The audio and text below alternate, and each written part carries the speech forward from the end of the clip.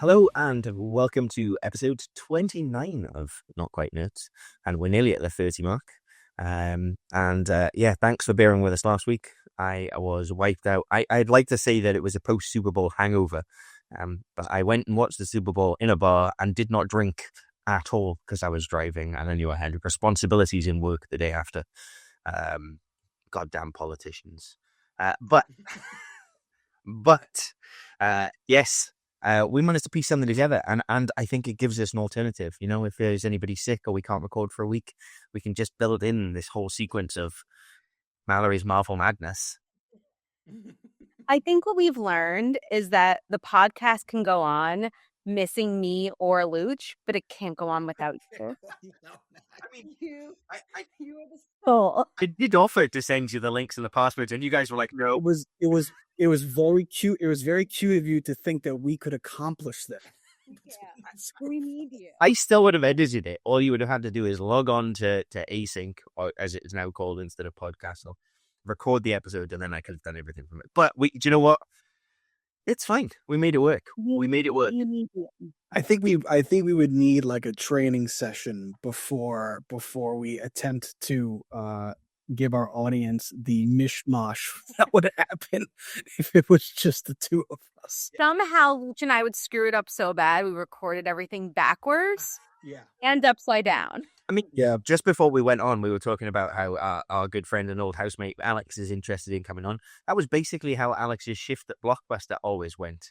He'd come home and be like, "So, you're down? How'd it go?" Well, we'd be going to measure around when you walk in tomorrow, but I know what I did. I just did it 10 times. Yeah. So it can't have been that bad. It can't have been that bad. Okay, so this week, back to it. Mallory's Marvel Madness.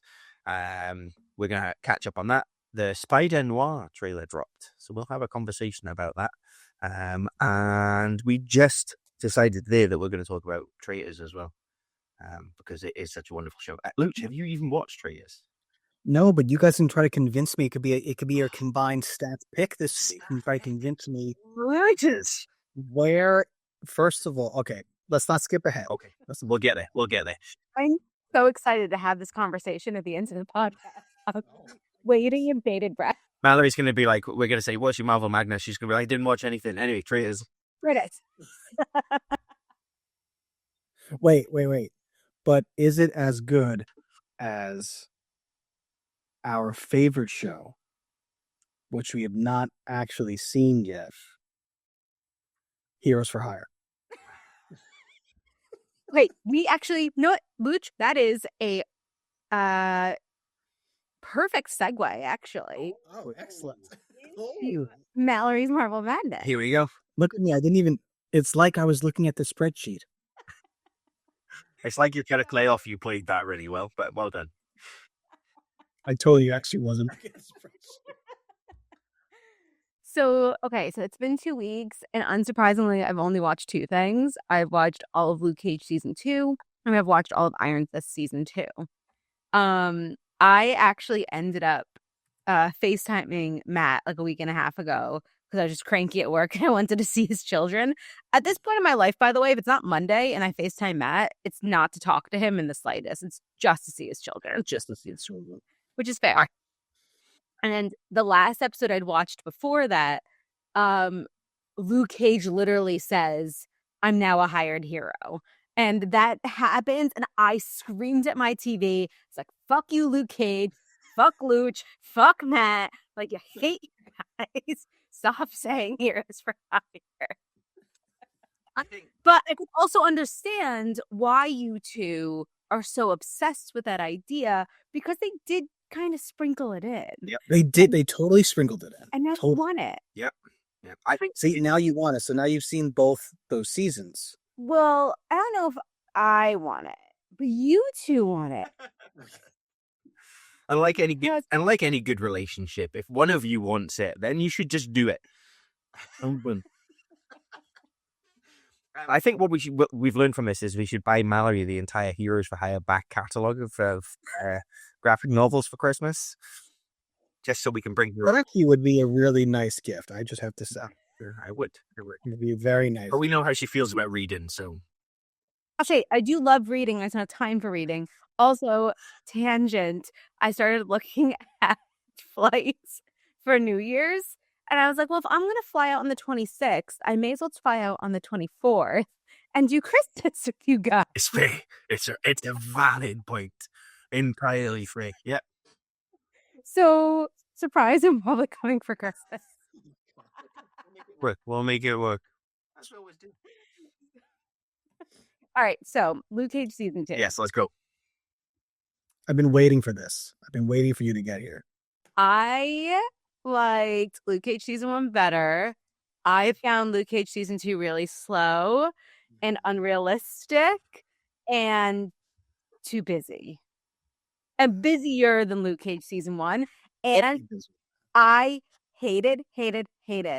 Oh my God, what's her face? Mariah and Shade's relationship. Like, hated it. Like, creepy, gross, did not like it. Throwing a daughter in, and like, I'm sure the daughter's in the comics, but like, she was really not addressed in the first season. So I felt like it was just kind of out there just to have this connection between Mariah and Luke. I don't know. I felt like it was just way too busy and like then too quick and too slow at the same time. And I did not enjoy season 2 of Luke Cage. Wow. I have to say, Val, I'm a little offended. I know. I'm a little offended. Now I agree with you on the Mariah Dillard and Shade's relationship being strange, especially when you throw in the whole Comanche element. And that connection back to Seagate and Luke Cage and all of that. But you've left out a key piece of Luke Cage season 2. I will say the only thing I liked about Luke Cage season 2 was Misty Knight. Oh, you're still not saying the thing I want you to say, damn it. What do you want me to say? And I'll tell you why I didn't like it. Bushmaster. Oh, couldn't stand him. You couldn't stand Bushmaster? Couldn't stand Bushmaster. Are you serious? Couldn't stand him. Didn't like what he stood for. Didn't like why he was mad. Didn't like him as a character. Just didn't like him. He was whiny. Didn't care for him. Sorry. Luch is gonna cry. I know. Also, I was lied to about Luke Cage season 2 by you two. My, how do you mean? I was told there was a 3-episode arc with Iron Fist. Is it not a 3-episode arc? It's 1 episode. Oh, I thought it was 3.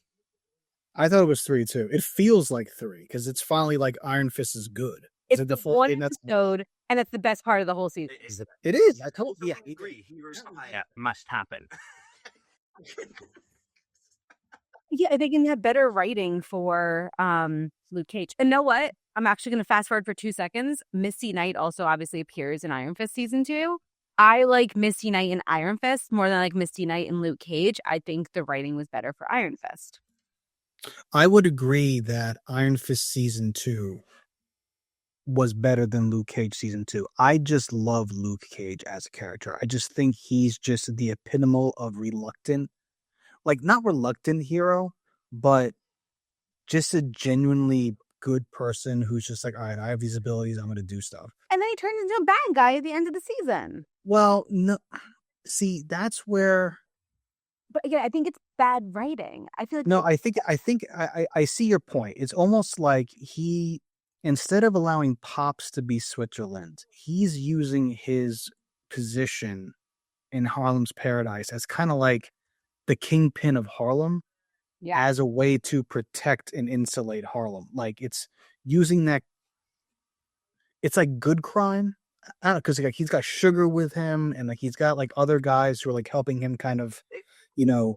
It's the keeping the big bads out. It's the way of controlling the neighborhoods.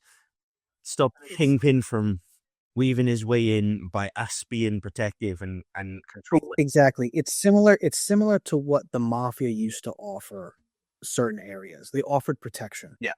You know, for a price, of course. Listen, everything. Right. Listen, you don't get anything for free. I mean, there's no free lunch. That's what people have said for years. But that's the whole thing. Luke Cage didn't want to start taking money from people. He changed throughout the season. And is there a Luke Cage season 3? No. Okay. I don't know how, if they had ever done a Luke Cage season 3, they come back from how they ended that season. Because I think they know. on a good path. He was on a bad path. But see, I think that they could have gone a couple of different ways. I'm not sure if this is evidence in the comic books or at all, but like that could have been season 2, the Defenders, of them having to defend against Luke Cage. You know, how interesting would that have been? Don't know if that's in the comics, so I don't think that. Again, if they had to defend against Luke Cage, it means he's a bad guy. But I mean, there's whole arcs of there's the whole what was the series? There was a whole series where Daredevil does it, where Daredevil beats up the Kingpin in the middle of the street in front of everybody, and then declares himself the Kingpin of New York City. And it's the whole idea is he's like, I'm done with the bad guys. If I have to be the bad guy to control everybody else and keep them in line, that's what I'm going to do. And you sort of see that that's where Luke Cage is going. That's where Luke Cage is kind of going. If I can't take out the bad guys by conventional means, if I'm the head bad guy, I can keep them in line as much as I possibly can. And maybe I stop the killing. Maybe I stop the drug, bringing the drugs into Harlem. Again, it's like what the mafia used to offer. The mafia offered protection, yes, for a price, and they would solve problems that you couldn't go to the cops for. And that way you go to Luke Cage. Yeah, I feel like I like the comic book stuff. It's a little more black and white. Like, I feel like I love the Adam West Batman because you knew who the good guys were, you knew who the bad guys were. And there's that joke that Adam West even said about the current Batman, where the current Batman is technically bad Batman. And humanity is definitely more gray, obviously. But I feel like for a single show, you need a little more black and white and a little less gray. I get it. It's supposed to be street level. It's supposed to be the gritty, darker side of Marvel. That's what they were going for. But yeah, I understand your frustrations with it. I do understand you. No, I do. I do too. Right? Still doesn't listen to him, right? He doesn't. He's sad right now. You've broken his heart. I'm a little sad, but it doesn't change my love for Luke Cage. I love Iron Fist season 1. Luch's Grinch story arc right now, his heart just shrank a few sizes, right? And when they give us Heroes for Hire, his heart will once again grow. Yeah, this actually might have been a mistake doing this episode from my parents' house, because when we're done, I'm not convinced Luch isn't going to come over here and kill me. No, we do know where you are. So you've got lots of gripes there. Yeah, grapes. And I get them, totally valid. But did it score higher than 0.5 that Cloak and Dagger season 2 got? Yeah, definitely. I think it's going to be like, oh no, I'm kind of torn between a 3 and a 4. Really? Yeah. Wow. Yeah. I mean, come on, do me the solid and give it a 4. Don't give it a 3. I'll give it a 4 for you and for my safety. But I am going to blame it more on writing. I feel like they for a 13 episode season, they put too much in, and it was somehow too fast, too slow. And I felt like the Luke Cage spiral was almost reminiscent of the Daenerys spiral, where it just was really quick. I will give you that. His turn to kind of like madness, and they try to kind of blame it on the fact that he gets that concussion from Bushmaster early on. I mean, I've never had a concussion, but I have to assume it really messes with your psyche, and just obviously you're sensitive to light and everything else.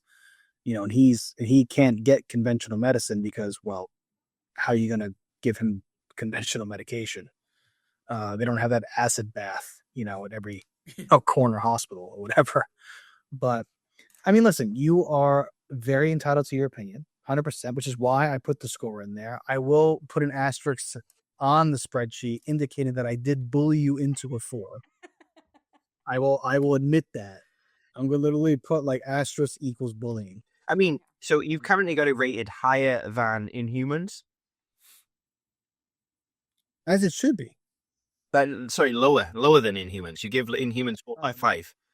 Yeah, oh no, that's fair. I definitely rate it lower than Inhumans. Wow, really? But I think, because remember, I'm doing them in bubble. Yeah, I get it. And so I feel like the Inhumans, deserved that extra 0.5 because it was different. They were trying something new. Like, I love the dog. Like, it was a lot shorter. I feel like it wasn't rushed until like the last episode. So I feel like in a bubble, Inhumans deserve the extra 0.5. Okay. Fair enough. All right. So moving on then. Iron Fist season 2. This will be an interesting one. I loved it so much. Really? I'm sorry. I really did. Wow. I am devastated. There's no season 3. Right. Yeah. Right. Luch is really going to murder me at the end of this episode. I was the same though. I remember season 2 coming out and it just everyone being ready for it to be so bad and so awful. And I really enjoyed it to the point where, as you said, I was desperate for season 3. The way they left it, I was like, oh, you can't do that to me. You can't tease me with more Iron Fists and the different skills that they're going to have, like the gun, all of this stuff. And you're never going to deliver on it. The penultimate episode, when... Oh, you can get spoilers now, right? Like, I've put... Statute of limitations is good. All right, so Colleen becomes Iron Fist at the end of the penultimate episode. And I'm like... that happens, and I'm like, did Matt watch the next episode? Like, that would be like a crazy cliffhanger. They're not going to be able to like get crazier than that. Matt must have missed the last episode. And then I watched the last episode, and they end it with Colleen's sword being the Iron Fist. Matt has gotten, not Matt, sorry, Danny. Danny. Danny has gotten the Iron Fist back. Yep. And the guns are now also the Iron Fist. Danny ran with guns. And I was like, oh, fuck. That's what Matt was talking about. It's not Colleen, it's that. Yeah. And I have so many questions that will be answered. So many. Maybe we will. Maybe. You're right. Maybe in Heroes for Hire, they'll get answered.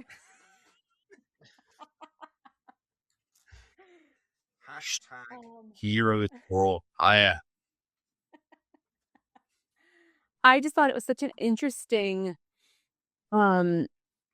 season. And okay, I think before I got into it, I think I'd mentioned to both of you that like the second season's keeping these pseudo origin stories. Mm-hmm. And I feel like both Luke Cage season 2 and Iron Fist season 2 didn't shy away from those either. Like, even though we had like a real origin story for Luke Cage in season 1, you also didn't get his father back in season 2, talking about that relationship and how that impacted like everything going forward. You get Davros and Danny in Iron Fist season 2, and how Danny became the Iron Fist and how that impacted their friendship. So while they're not true origin stories, neither was Jessica Jones or Punisher season 1, which really is Punisher season 2. You still get like, you see how their past impacts their present. It's world building rather than origin story. It's not Danny's origin. It's how we got to this point. And as you're right, the Davos angle to it, their relationship and where that goes, and it all builds towards that end. There's a whole world out here that needs explained. So wait, I'm gonna, I'm hard both names. Is it Davros or Davos? Davos. No, it's Davos. Davos. Yeah, no. Not if you confuse with Davros, the doll. From Game of Thrones. No. Or from Game of Thrones. I knew Mallory was going to Doctor Who first. I knew. I went Game of Thrones, of course. Yeah, of course. All right, so Davos, who, by the way, is also in Doctor Who. Fun fact. Yep. Yeah. Very sharp. Yeah, of course. I don't know if you know that. What? He does an accent, Luch. Just to make it clear, because remember, Luch, you're really confused. There's a lot of episodes there where Luch was like, "That guy's British. That guy's British." Like, that goes back a long way. So when I had no clue Hugh Laurie was British until I saw one episode of Friends, I was like, "Really?" And this is, obviously knowing that he was in like, what was it with Stephen Fry? Like, it was like the Oxford. It was like a... Oh, there was Fry and Laurie. They had their own show. Yeah, with their own show. Panel sketch show. Yeah. Had no idea until I moved over there. There we go. There we go. So yes, Mallory, I too. loved the relationship though this season between Danny and Ward. Oh yeah.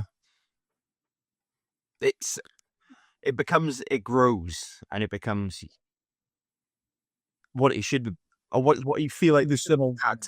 Yeah. No. My least favorite part about the season, Joy.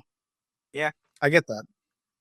Yeah. I get that. Which is a shame. I mean, like, I also get her perspective of being really angry at both of them. But like, I get being angry, but she took it too far. I mean, Like, those are her brothers. We all Matt and I have siblings. Luch, like, you've dealt with enough siblings. Like, you never get mad enough at your sibling that you are trying to like destroy their life. Like, I just feel like that was so far. Like, you can get mad at them, you piss them off, you take things from them, but you don't try to destroy their life. yeah. Yeah. No, I mean, listen, I get that. And I mean, the problem I had, but she was actually a very likable character from the first season. That's why I'm upset by it, because Joy was a really a really just sweet character who kind of brought, and she kind of brought Danny's heart from the first season, because he was a very just kind of, he almost was like a little kid running around, you know what I mean? And then he got serious at some point. Yeah. But I think that Joy had that kind of like, she had a keen sense of business, obviously, as the character was portrayed, but also she had humility and humanity that I think like Ward didn't have, and Ward had to like relearn to a certain degree. Yeah. And he only relearned it, I think, because of Danny. Yeah. So, come on, Mallory. What? Give us a number. How much you gonna crowd? Let's see. So you gave Luke Cage a 4. Giving Iron Fist an 8. Oh. I'm sorry. I'm not you like that, sister. I see how much you're pushing yourself. Just trying to keep the peace. Okay, so while we're on the Marvel stuff, Spider-Noir, the Spider-Man Noir, Spider-Noir, the trailer for that dropped. We talked about it when we did our preview of the year, and I assumed, because of Nicolas Cage's years of age, that it would be somewhat animated. And no, they're giving us a live-action Spider-Noir movie. Yeah. So, having seen the trailer, opinions? I'm into it. Give me more Nicolas Cage being Nicolas Cage. Yeah. Totally. That's literally what it seemed like to me, was that it's just Nicolas Cage being Spider-Man in the 1920s. But I love that they are releasing it in both color and black and white. I think that's such a fun idea. You took my hot take, and I love it, and I'm not sure which one. Oh. I may have to watch it both ways. Yeah, So black and white. I always said that should I have made it as a filmmaker, I would have knocked on Matthew Perry's door and given him a gumshoe role in a film noir, because I think that was what he was made to do, right? And I think that would have launched his career. It would have been his second arc of his career. So I love a good film noir. So I'm excited to see this, and I will be watching it in black and white, at least the first time, because for me, that's how it should be. A film noir show. That's how it should be consumed, because of the time period that it takes place in and the setting. It should be consumed in black and white. It is circa Clerks. No, I'm kidding. But it is. So can you guys explain to me, because you guys are more versed in this than I am, who is Spider-Noir? Ben O'Reilly. Detective, World War II veteran. Private detective or private eye, I think. And he's just, I mean, I don't know a ton. Max probably knows more, but it's just like, it's another multiverse type of situation where in this universe, Spider-Man happens in the 1920s, early 1900s. He's a private detective and he tries to solve crimes, and does he have like the Tobey Maguire like natural web? Or is he crude and concocting his own? I'm pretty sure it's a natural web. I honestly and truthfully, I've not read enough of it to be able to tell you the answers to that question. What I know is he served World War One because it was the 30s, so he served in World War One, and he somehow gets powers, whether it's the idea of a pre-Captain America style potion, what they're trying to do, but he gets bitten by a spider, blah, blah, blah, blah, blah, he gets his powers. Web-wise, I couldn't tell you. Honestly, couldn't tell you. I would assume it's natural, but I've only ever read him, I've never sat down and read the Spider-Noir novel. I've read him as a character in multiple other Spider-Man, crossover universes, those sorts of things, much like we've seen in the animated stuff. But I'm excited. I know for the longest time, everyone was like, it has to be Nicolas Cage. It should have been Nicolas Cage. And we got our Nicolas Cage Superman briefly in The Flash. Yeah, it wasn't really Nicolas Cage, but it was a CGI version of Nicolas Cage in a Superman suit. So we got that. And, that for anybody who doesn't know, the whole story behind that is that way back when Kevin Smith, I think, had written a script for Superman. And the producer had cast Nicolas Cage. They'd gone as far as doing costume suits. Kevin Smith handed over the script, and the producer went, I want a giant mechanical spider in the third act. And Kevin Smith was like, no, I'm out. Sorry, I'm not going to deliver on that.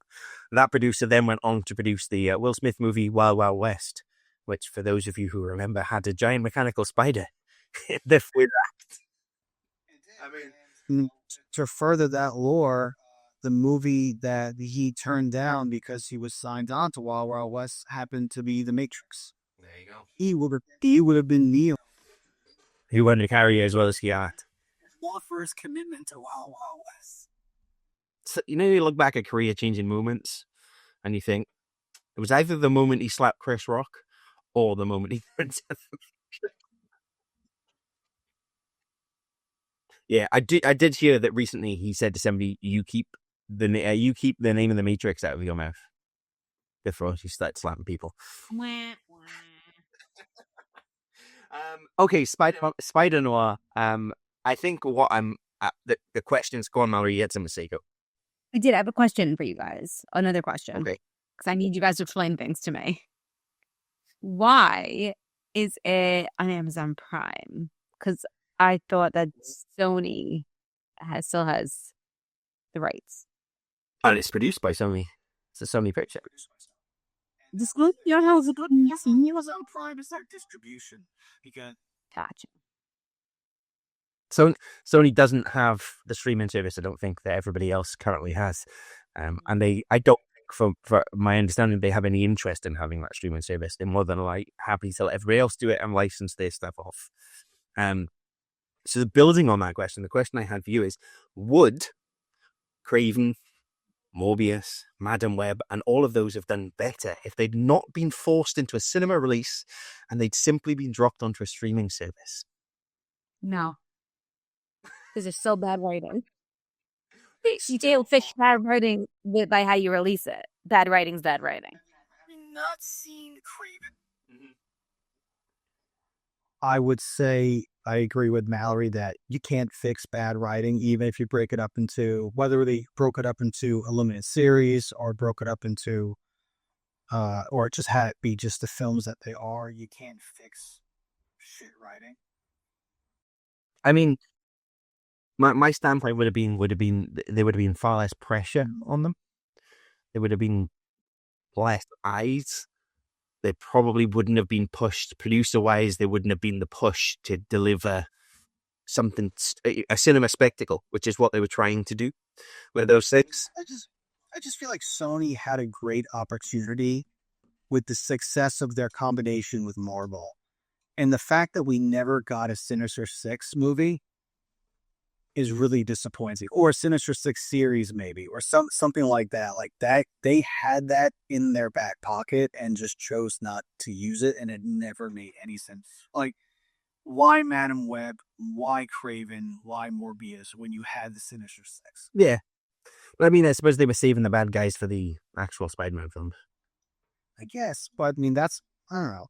I mean, but they didn't but all their Spider-Man stuff lately, over the last decade, has been combined with Marvel. So I mean, that's been granted, like those contracts have run up and then gotten expired and then retooled and reworked again. But I don't know.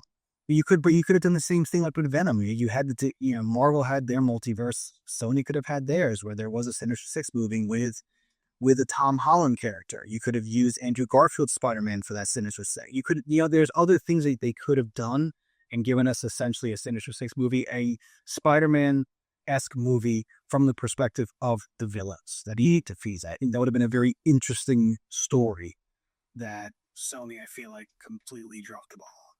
Instead, as you said, they gave us Morbius, Madam. Yeah. No more Jared Leto. Can we just stop everything? But I mean, after the success of Tron Ares, why would we not want more Jared Leto?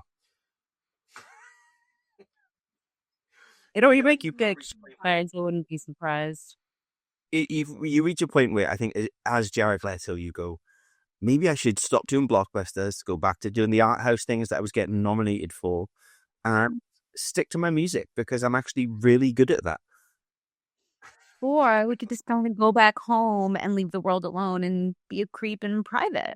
I would be good with either one of those because the arty stuff I'm probably not watching anyway, so that's okay. And the music stuff, it's not OAR Dave Matthews. I'm probably not listening to that either. Or he can just. You never listened to 30 Seconds to Mars? Oh no, I did. I mean, he spent nights in a crazy house in Liverpool with me. He definitely had some. Yes. I was like, you definitely used to listen to Jared Leto. Yeah, no, I definitely did. I'm just like, but I would also be okay with never hearing or seeing it again. That's fair. That's fair. I'll never forgive him.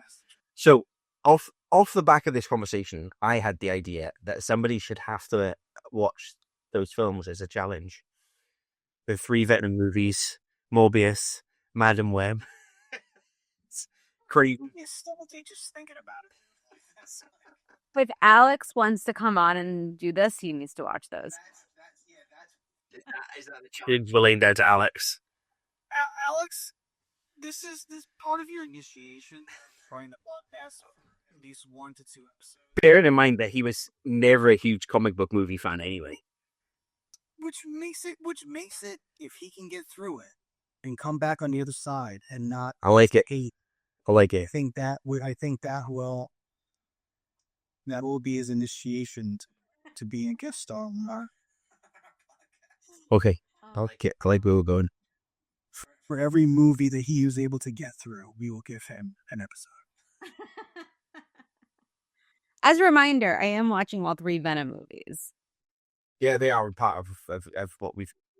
But I mean, if we include them, we probably include Madam Web. No, I originally did not watch it. Those we're not including. You can shut up. But what am I doing with Spider-Noir? She's already having to suffer enough with some of the stuff. Yeah. Like Luke Cage season 2. No. Bite your tongue. That's it. You know what? And I'm back in. All right, what am you doing with Spider-Noir? Are we doing it or again? No, I don't think that gets added. I think Venom, we argued Venom on the basis that he appears in the Tom Holland Spider-Man crossover universe. So I don't think we force you into that at this point anyway. Thank you. Unless something changes between now and... Maybe what we do is we wait until we've got all the scores in, right? And then for 100th episode, we have to watch the worst 5. That's actually not a bad idea. And really go to town on them. And I suppose some of them will be so bad that actually the others will be better. It'll be that whole thing where if you watch Luke Cage season 2 after you've watched, did you give 0.5? Dagger season 2. Yeah, if you watch those back, which you did actually, based on the way it performed, maybe that's what it was, Luke. Maybe Luke Cage season 2 wasn't that bad, but she was still so disappointed and so hungover from Cloak and Dagger season 2 that it tainted it. That's what I'm going to choose to believe. They bled into one. Ghostbusters is so much fun. It's not. He's a whiny bitch. He's not that whiny. He's whiny. Oh, he took my grandfather's rum recipe. Ugh. Get over it.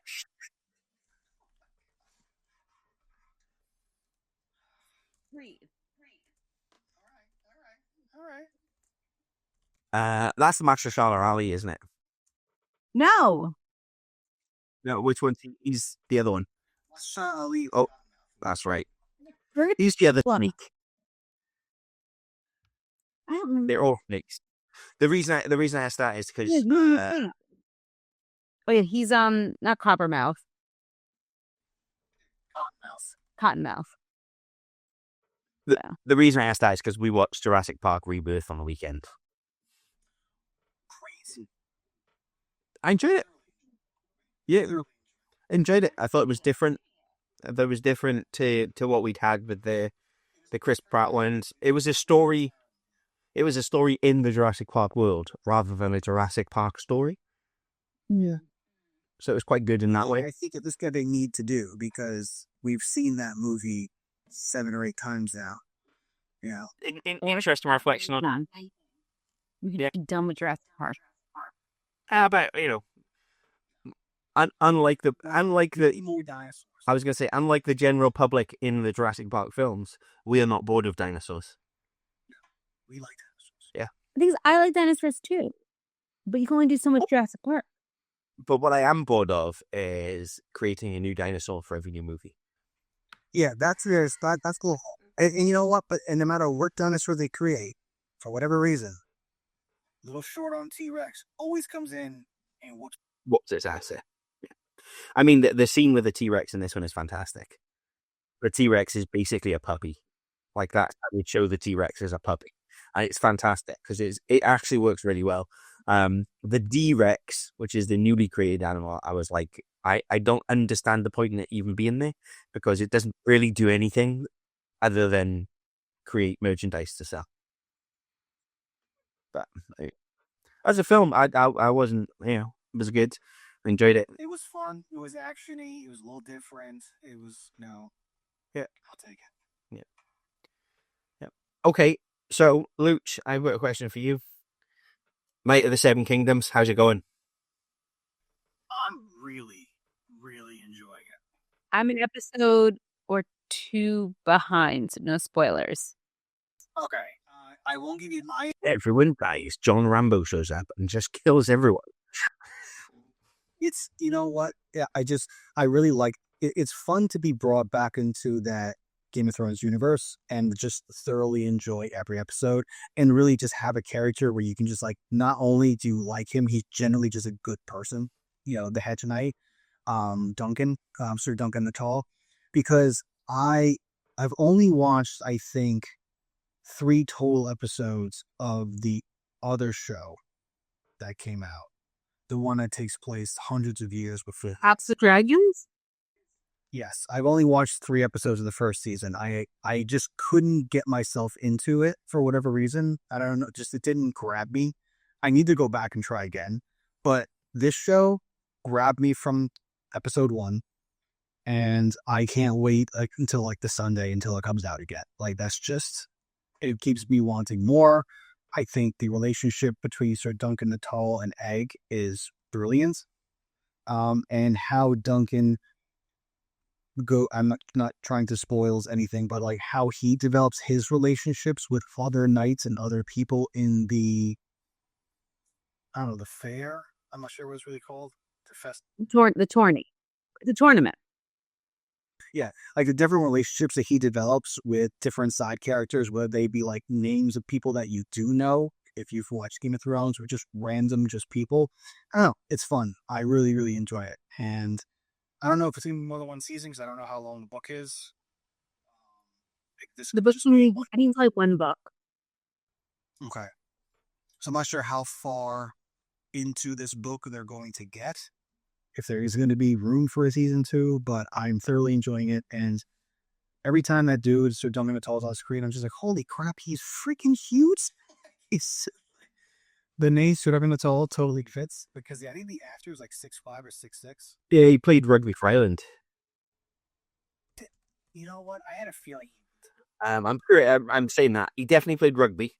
But I thought I read somewhere that he played rugby at a very high level.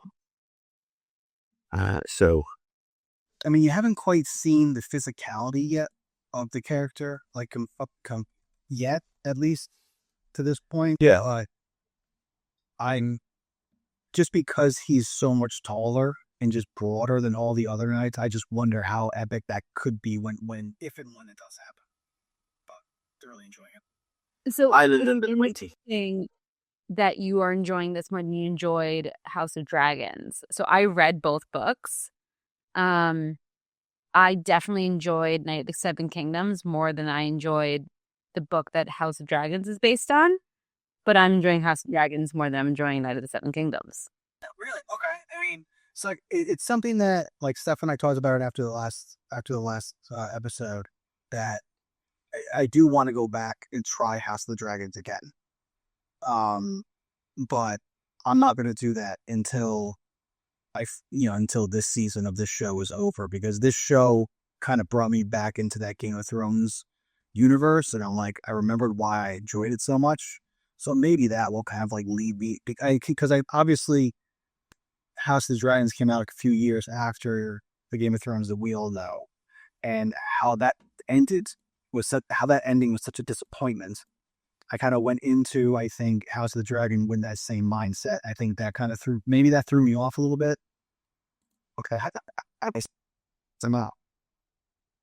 We were in that universe, but now I have that positive feeling again, that positive vibe towards this universe. So I'm like, Okay. It just occurred to me I'd seen something about it today, and I thought I knew you'd watched it. I wasn't sure whether you'd caught up or not. I know you've read the book, Mallory, so I knew that you'd want to watch it, but I didn't know where you were at because you are watching a ridiculous amount of Marvel. Yeah, I only watched 3 episodes. They're short. They're only like half-hour episodes. So Wait. which is why I'm not. Yeah, but they're still shorter than Marvel. So like, which is why I'm also not caught up. I think I definitely watched the first 3 episodes. I was just waiting. I knew I'm not gonna give any spoilers, but I knew something was. I knew a shoe was going to drop, and I was just waiting for it to drop. And then once it happened, I was like, okay, I can like take a little break now. I just wanted to. I couldn't remember how it dropped. no, I think I know what shoe you're referring to, and I kind of clocked that from like episode 2, and I was like, is that who I think is? If it's not a horseshoe, I'm going to be really disappointed. What? A horseshoe. Oh, Lots of work. Okay, so we briefly, just before we press record, had a conversation about Peacock as a streaming service and the reasons that Mallory enjoys Peacock. And then it turned into let's convince Luch that he needs to watch a show, which inadvertently leads us to a staff pick. Could we just clarify? I enjoy Peacock for this show. You were a little. I mean, You were a little vague. is it? I'm trying to not give away what's going on here. I'm just saying. But yeah, you said you subscribe to Peacock. Yeah. Because of this show. That's actually not true. I subscribed to Peacock initially, fun fact, because the new Halloween movies were streaming on it. Okay. And then I just kept it. And then the show streams on Peacock. all right. Whereas I have Peacock because my lovely wife loves the housewife shows. Well, I have. This sounds that they have a ton of other good stuff on there. This show has about as much subterfuge and backstabbing as the housewife shows. So I'm sure your wife will love this as well. She'll love. Yeah. Okay, go Mal. Go on, pitch Luch on it. Okay. It's a murder mystery with people that you know, depending on which version you watch it in. True. Because there is a US version, there is a UK version, there is an Australian version, depending on what your mood is. I've only watched the US and the UK version. And the difference is being the US version has celebrities. The UK version has everyday people who you do not know, except for UK celebrities, which is its own season. The Highlands. Oh my goodness. The castle! There it is. Now I know out in the real world you're very important and successful, but here there is no special treatment. Traitors remain undetected and murder the faithful. Use the slides. Faithful. You must hunt down the traitors. I want to win, I'm not going to lie. I want to win. Oh, God. This is life or death, isn't it? Me too. Go forth and murder. That's quite a twist. I have selected my traitors. Tomorrow, the killing spree begins. My was because you said the US show has celebrities, and I would argue that any of them are celebrities. Okay, they are American celebrities, so they're all like. I would argue that they're even American celebrities. They are people that went viral for a tweet, or they're like. No, there you are. Don't listen to him. They are housewives. Shut up. There's housewives. There's drag queens. There's Olympians. It's all people. It's honestly, it's a lot of Bravo people. What? Well, so they literally get to birth something that my wife would probably love. So this might be a show that. But you'd love the mystery aspect to it because they are kind of getting money. So basically, it's the traitors. Dun dun dun. There are certain people who are traitors. The traitors know who each other are. Everybody else is trying to figure out who the traitors are. So every night, the traitors murder a faithful. And so they get kicked out of the castle. And then every day, everybody comes together to complete a task to get money. And at the end of the day, before they go to sleep, they have to vote out somebody who they think is a traitor. So in every day, you can lose 2 faithfuls. And at the end of the season, basically, if any traitors remain, they get the money. And if only the faithfuls remain, they get the money. So if you have 2 faithfuls, 1 traitor at the end of the season, the traitor gets the whole pot. Oh, okay. Oh, that's a nice little twist there. Yeah. Okay.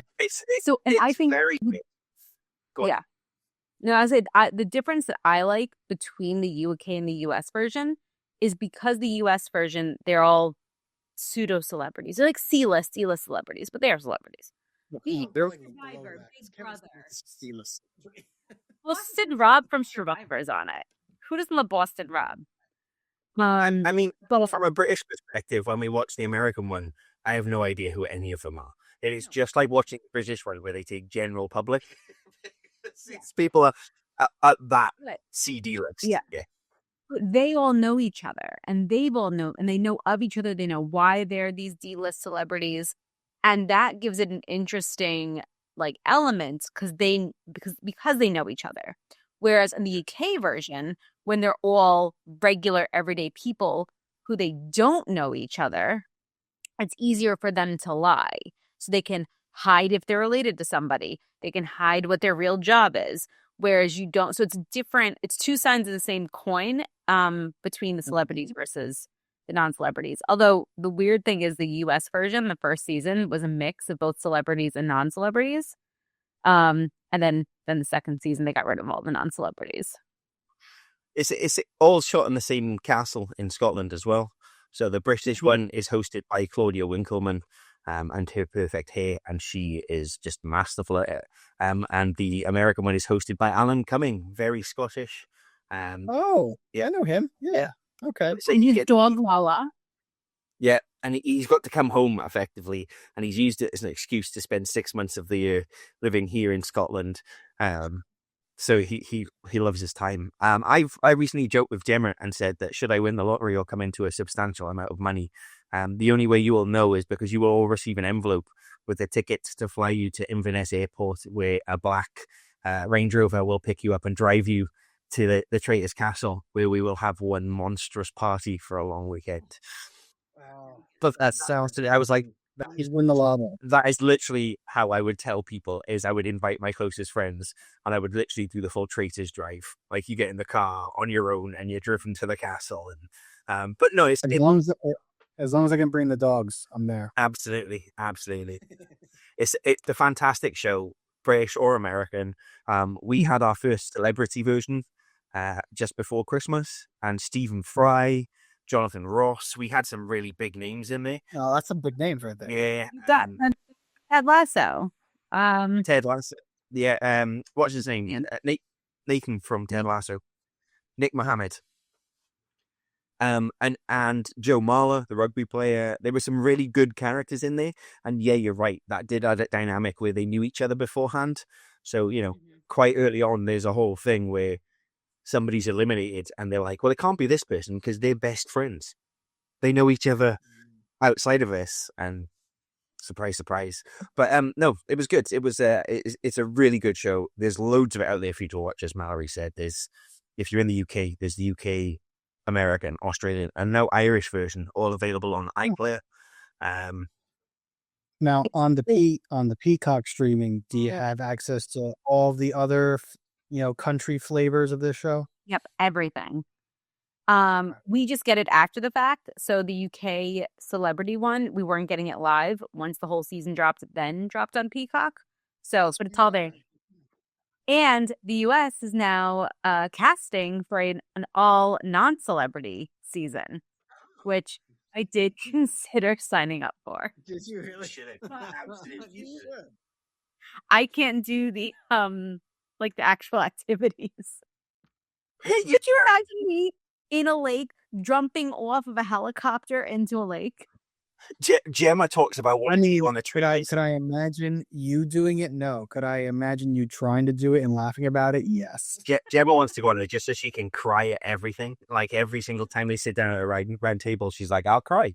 Every time they give her a challenge, she'll cry. Like, she's just like, I'll just be the person who cried all the time. But that sounds reminiscent. That sounds reminiscent of the other like celebrity show, like World's Toughest Test. Okay. Not sure if you've seen this. Right. So this is I think it's called World's Toughest Test or something like that. It's they take these celebrities and they essentially put them in like a military boot camp. So you have like two guys from like U.S. Special Forces. You have one guy who's former SAS with the British and with the Brits. And I think they have another. I think there's two British guys and two American guys who are all like Special Forces. Oh no, that's the show, Special Forces. That's what the show's called.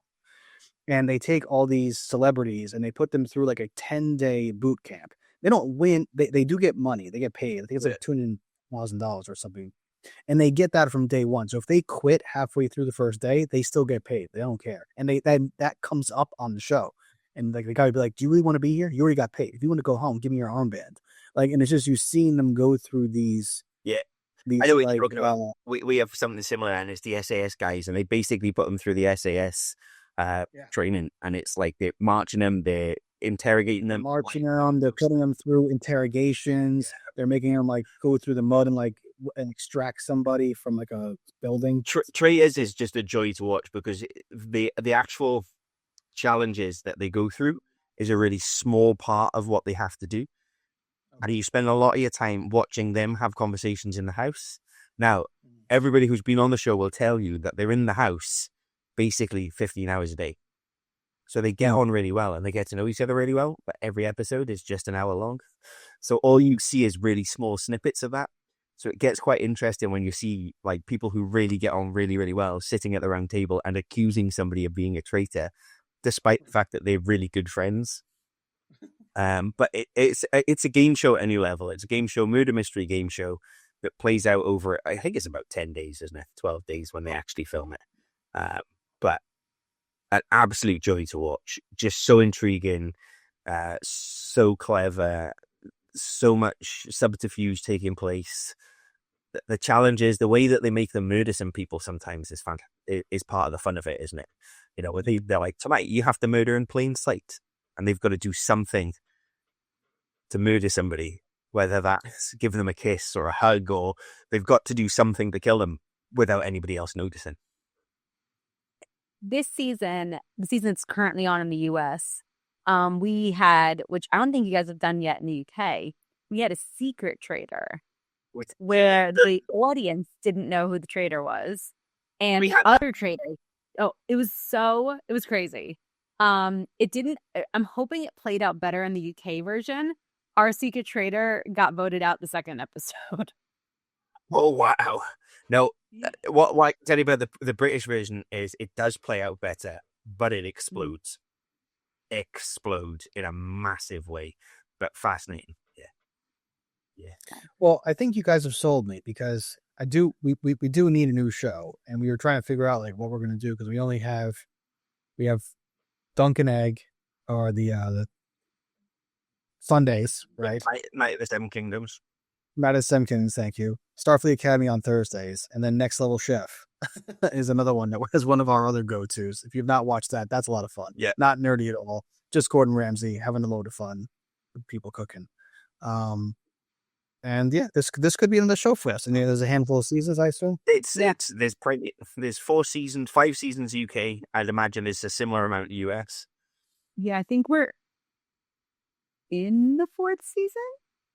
I think we've had 4 seasons of normals and 1 season of celebrity here. Yeah, so I think we're in the 4th season of normal. And Where should I start? I'm assuming I should start probably with the US because that'll probably be what Stefano's. Genuinely, Most people are Jason's. zero difference. You can jump in season 4 and go back and watch season 1, and because the shows are individual.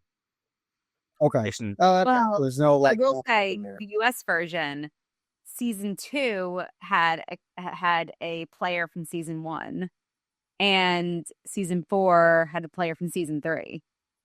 oh, we're going RuPaul's Drag Race. Where we're bringing people back. But you also really didn't need to see the other seasons. They'll like tell you what happened anyway. But UK, US doesn't matter. As the US version, season 1 starts off with half celebrities, half real people. Which also is like an interesting dynamic to see how they all interact, because the real people also don't have the same gameplay as the celebrities, because like the celebrities are like they're Survivor, Big Brother, like it's people who are used to gameplay. Yeah, those kind of shows. Yeah. Okay. Well, I think you've sold me. It's another show, and we give it a shot. Maybe give it a shot today. Honestly, and Claudia and Alan are the best part of the show. Well, Emily, They are listen. absolutely, as hosts, they are like so much fun. So much. They're not playing themselves. They're definitely in character. Well, I don't know. I think Claudia plays herself more than she's ever played herself before. I think she gets an opportunity to just be really. I like it, and it's the moments where she just has little snide comments and little things that she says, or when somebody's murdered, the way that she discards with the pictures is always brutal. Yeah, it's good. They, like I said, all brilliant shows. Any season, they'll all be intriguing to you. Yeah. Yeah. Let us know. You've sold me. You've sold me. All right. Well, on that note, I suppose that's us for this week. What you won't know at this point is that this has taken us. We started early and we're finishing about the same time that we would normally finish, because it's taken us a substantial amount of time. Whether that is the fault of async and or the internet across the world, or maybe it is just the fact that when we talk politics, we've been flagged in this. We break the internet. Either way, this was Not Quite Nerds episode 29, and we'll see you next week. Bye.